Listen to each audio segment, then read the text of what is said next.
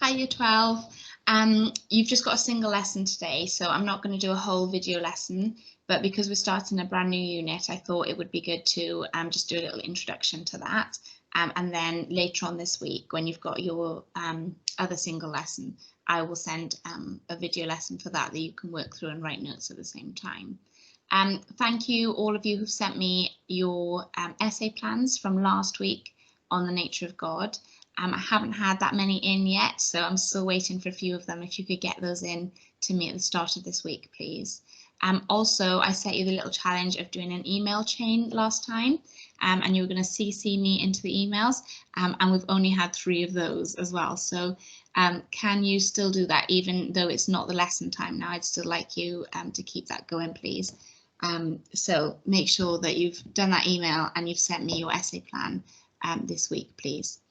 So we are ready to move on to the next section of the A-level. So remember, we're on year 2 philosophy because we're going to do all of the Buddhism next year. And so we go now from looking at what are some of the characteristics and attributes of God that we talk about to something called religious language. So I'm just going to show you the kind of short version of the syllabus. And you should have this in your folders. This is what we call the personal learning checklist. And I did print these out for you.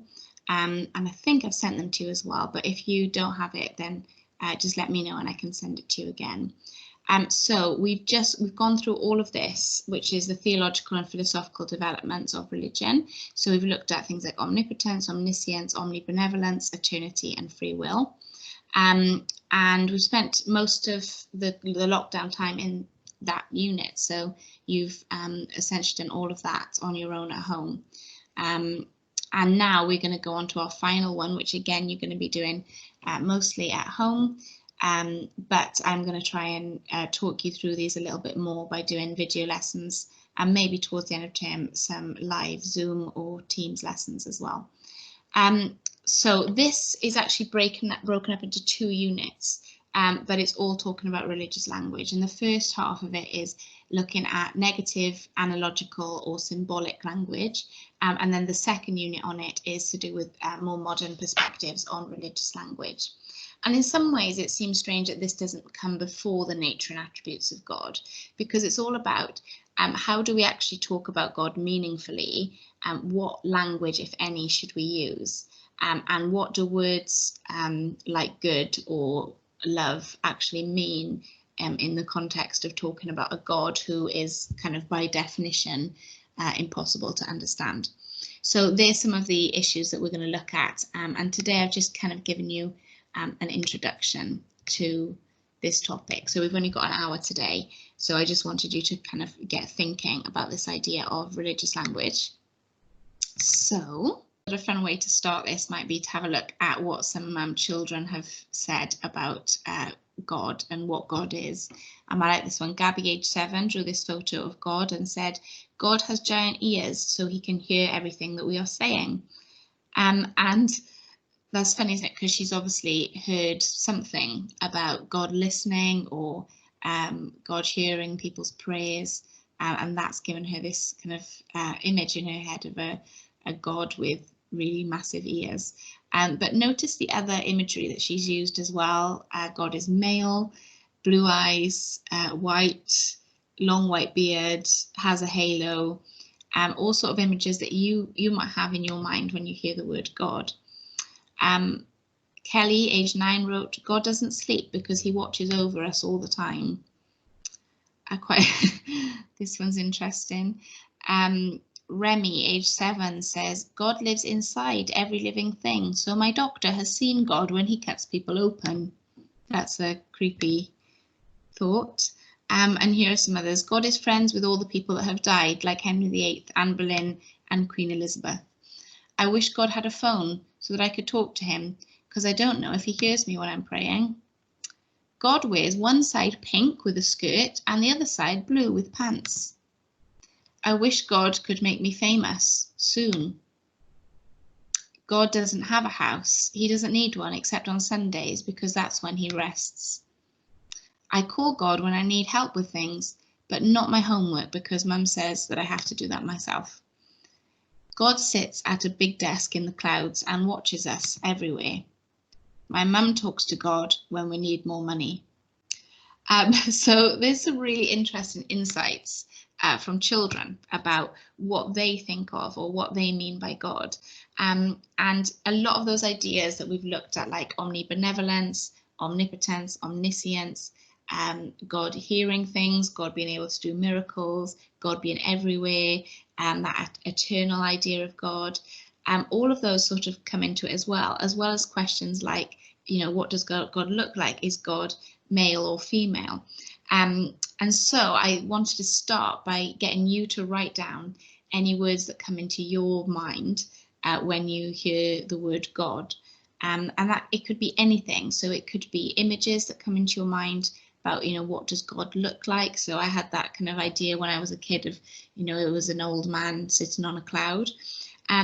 It might be some other thoughts about, it might be questions about what God looks like or what God is.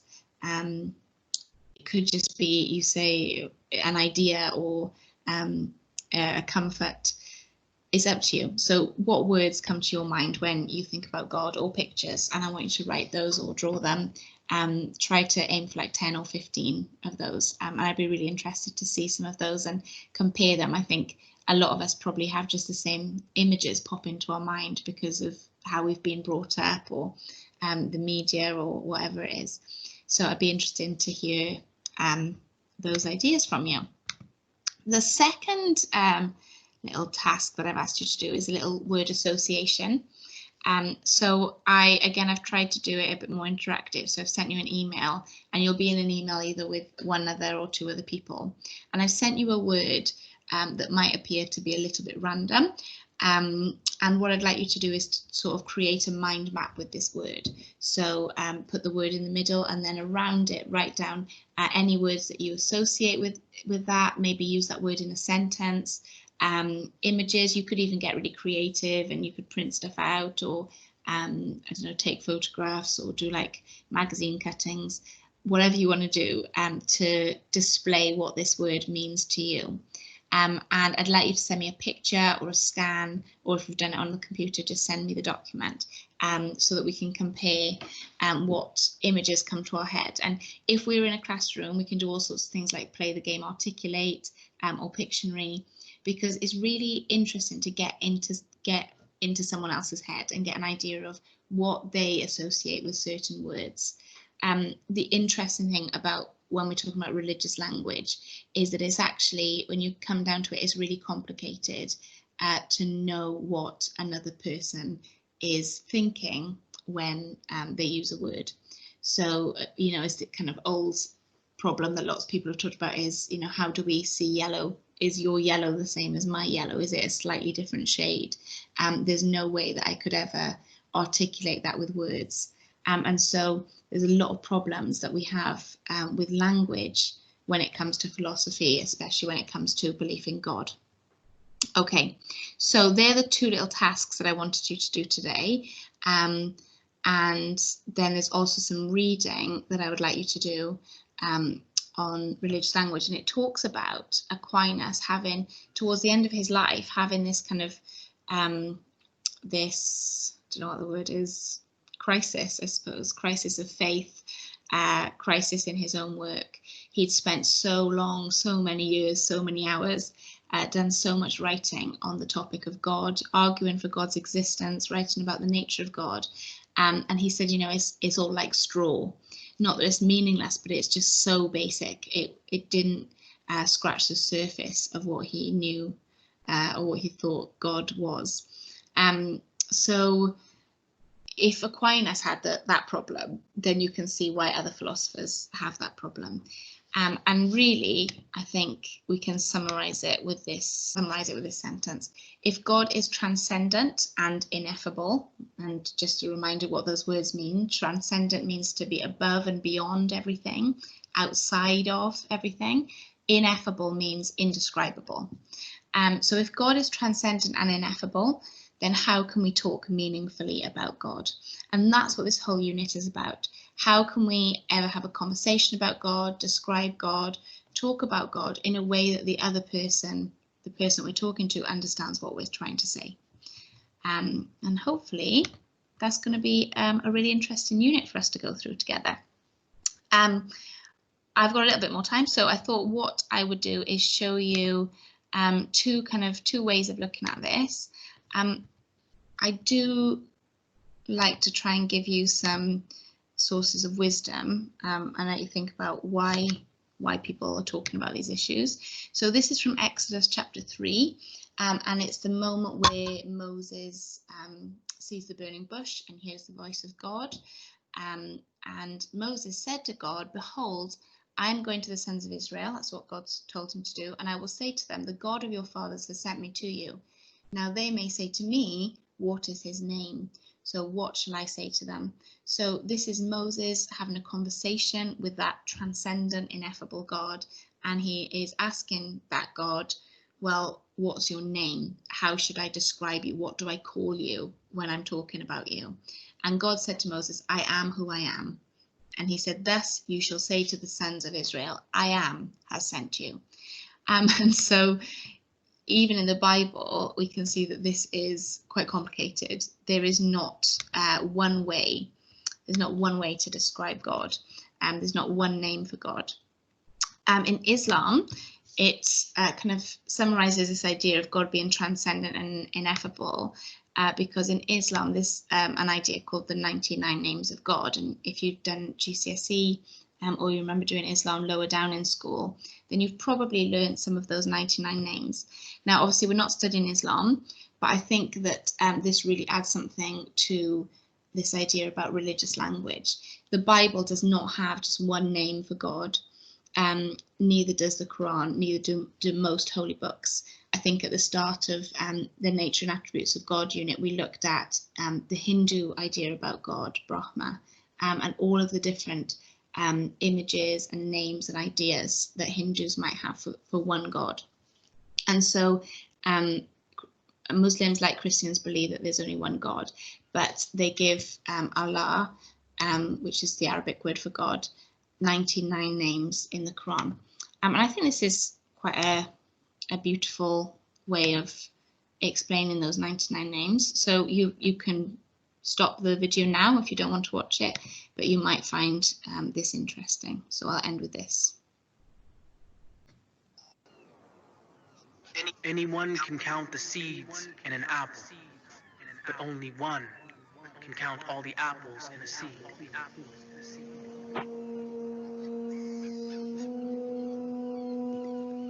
Before the creations of the heaven and the universe, there was only one, Allah, Rabbil Alameen, Al-Wahid, who made the sun and planted the stars like trees, Al-Ahad, the unique one, with no need of slumber or sleep, Al-Khaliq, created you like kun fayakun, from the womb to the tomb. Ar-Raqib is always watching you. Al-Musawwir fashioned thee and gave you all your faculties. All praise be to Al-Hamid, to he that is perfect and complete. And glory be to Al-Majid, majestically honorable indeed. And why would he need money when he is Al-Ghani? Al-Razzaq fulfills the needs of even the birds and the bees, while Al-Wahhab bestows his bounties out of love and mercy. And you could try and count all his blessings, but he is Al-Azim, because Al-Malik is the only king with servants he doesn't need. Al-Hayy is alive, and Al-Qayyum will never die. Al-A'la beyond the skies, and Al-Hakim the most wise, no lies. But why would they try to prescribe our Samad a son when my Lord has 99 names and Jesus ain't one? Al-Hakim is the judge, a Sayyid, master above, waging war against Al-Aziz. It's like spitting at the sun.